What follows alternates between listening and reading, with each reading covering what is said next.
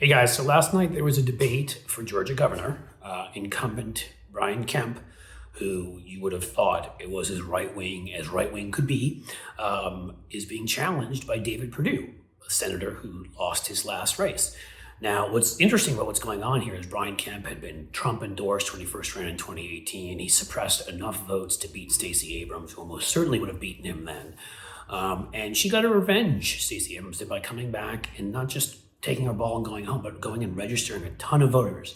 So the outcome in 2020 was that 2 Democratic senators were elected, as well as Joe Biden from Georgia. And one of the big things that happened was good old David Perdue, who's just used to being kind of a lazy rich guy who gets to do whatever he wants and everything works out, including a number of cases of insider trading while he's in the Senate. He lost, got his ass handed to him by Jon Ossoff, who's like 35. I shouldn't say that. Jon Ossoff was a great candidate, but it was pretty funny. Perdue showed up at the first debate, arrogant, and got torn to shreds by Ossoff. Second debate, didn't even show up. So I suppose in some ways we should be really impressed that he did show up last night in his now Trump-supported primary to Brian Kemp. Now, why is this happening? Brian Kemp did every right-wing thing you can imagine, from suppressing votes to trying to outlaw abortion and put guns in the hands of babies, probably, and who knows what else. But what he wouldn't do is he certified the election, which he had to do under the law. He decided not to break the law for Donald Trump. And that was an opening.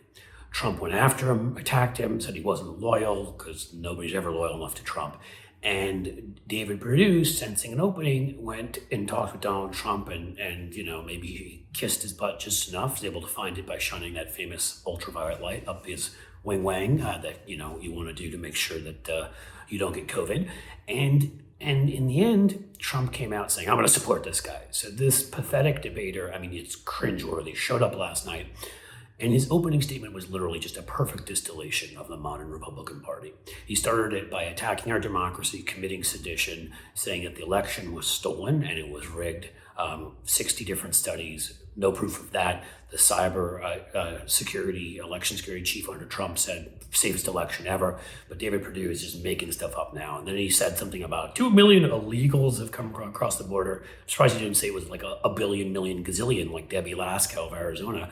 They just make up numbers, pull them out. There's nothing going on at the border except for the border being enforced. It's a whole made up issue from these guys because they can't take on real issues, like the fact that they all supported Vladimir Putin, who is now a mass murdering genocide committer in Ukraine. They can't back up the fact that they ignored COVID, so it became such a problem that Joe Biden needed to come in, pass a COVID bill, get shots in arms, and get our economy moving into where our economy is the best it's been in 60 years. They can't talk about any of that. So it's illegals on the border and dividing our party, and the election was rigged, and another all sorts of other negative things. Didn't change the fact that David Perdue would have probably been better served if he didn't show up. I'm no Brian Kemp fan. He is awful too. It's when they take each other on, and you kind of think of like that movie with Godzilla and King Kong. You kind of hope they both take each other out. But it's still worth pointing out that David Perdue is a liar, that he repeated election lies that attack the very foundations of our democracy, and he needs to be called out constantly. And I'll do another video on this, but some of the reporters from the Atlanta Journal-Constitution, who I've often respected, refused to do it. They just repeated what he said without pointing out it was a lie, as did many other reporters who did not sit there and fact check this serial liar. Again, the election was safe. He's a liar, and he's willing to literally overthrow the foundations of our democracy and lead us to autocracy. Why would David Perdue do that? Because he is your modern Republican Party, everybody.